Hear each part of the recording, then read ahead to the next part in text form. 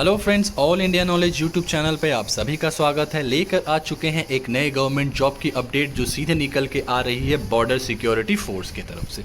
जी हाँ friends, BSF की तरफ से एक नए गवर्नमेंट जॉब की अपडेट आई है।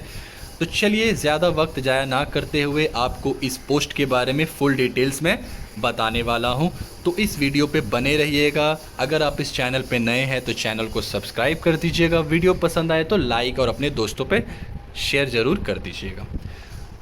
तो जैसा कि आप देख पा रहे हैं फ्रेंड्स, यहाँ लिखा हुआ है recruitment the post of assistant sub inspector steno and head constable ministerial in BSF examination. तो ये जो पोस्ट है ये असिस्टेंट सब इंस्पेक्टर की है, stenographer and head constable ministerial की पोस्ट है। किसके अंदर? बीएसएफ के अंदर। तो आगे पढ़ते हैं। Online application are invited from eligible male and female Indian citizens.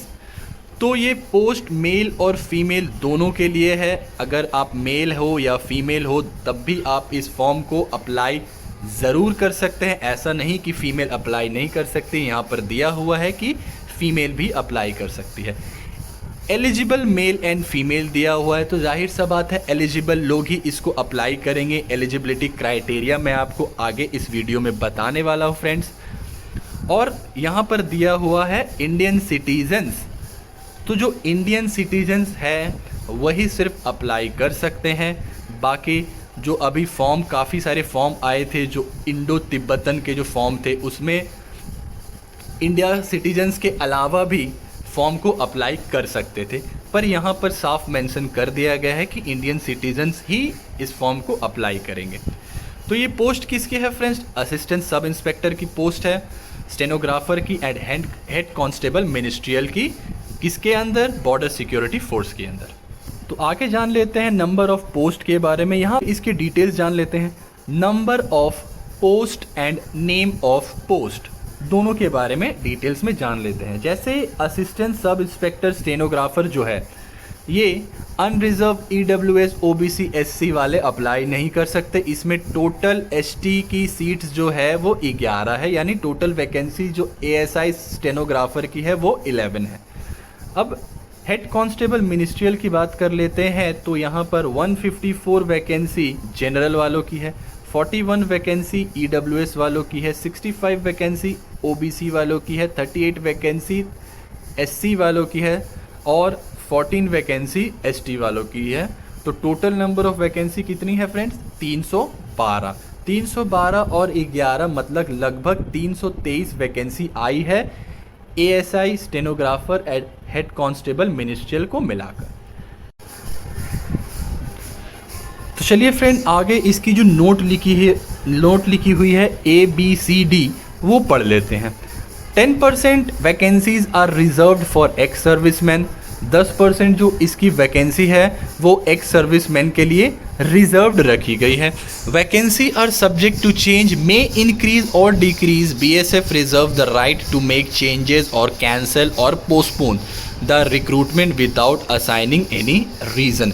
तो यहाँ पर फ्रेंड्स लिखा गया है कि जो वैकेंसी है मे इंक्रीज और डिक्रीज, जो पोस्ट है उसकी या तो इंक्रीज़ भी होगी या तो डिक्रीज़ होगी। पर मैं आपको एक बात बता दूं, मैक्सिमम केसेस में इंक्रीज़ होती है। 90% केसेस में पोस्ट इंक्रीज़ ही हुई है। और यहाँ पर एक चीज़ लिखा गया है friend, BSF reserve the right to make the change और कैंसिल और postpone the recruitment without assigning any reason. और BSF reserve the right, BSF ने ये राइट अपने पास रखा है कि वो इस फॉर्म को या तो कैंसिल कर सकते हैं इस फॉर्म के डेट को, या जो आने वाले जो एग्ज़ाम है उसको या तो पोस्टपोन कर सकते हैं, या इसकी पोस्ट जो है वो डिक्रीज़ या इंक्रीज़ कर सकते हैं।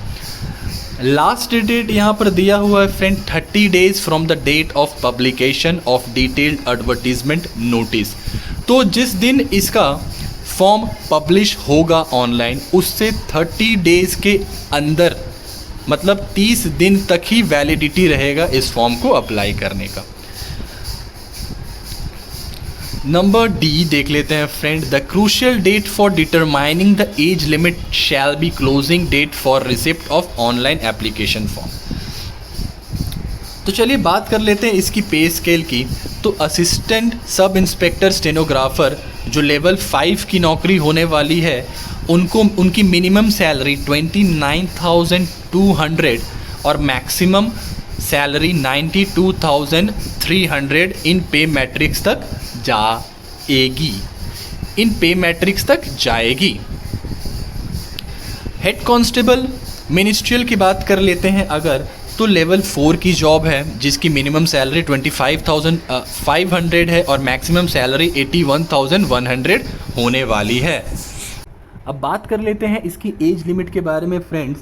तो मैं आपको जस्ट बता दे रहा हूँ कि इसकी जो मिनिमम एज रिक्वायरमेंट है वो 18 साल है एंड जो मैक्सिमम एज रिक्वायरमेंट है 25 ईयर्स है, सिर्फ जनरल के लिए। बाकी जिनको जिस हिसाब से एज रिलैक्सेशन मिलता है SC ST को, वो वैसा ही यहाँ पर रहेगा।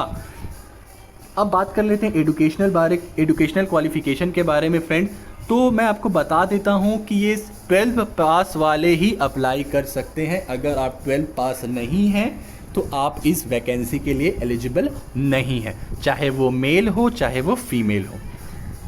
यहाँ पर और भी दिया हुआ है कि शॉर्ट हैंड टाइपिंग स्पीड वगैरह भी आपको क्वालिफाई करना पड़ेगा। जैसा कि आप जानते हैं कि ये एक स्टेनोग्राफर की नौकरी है, तो आपको टाइपिंग तो आनी ही चाहिए और आने ही पड़ेगी, जो कि आवश्यक है। पर मैं आपको एक बात बता देता हूँ फ्रेंड, अगर आपको टाइपिंग ना भी आती हो तो भी आप इस फॉर्म को अप्लाई कर देना, क्योंकि इसकी सबसे पहले रिटन टेस्ट होगी और रिटन का रिज़ल्ट निकलते निकलते लगभग 1.5 महीने 2 महीने के आसपास समय लगेंगे।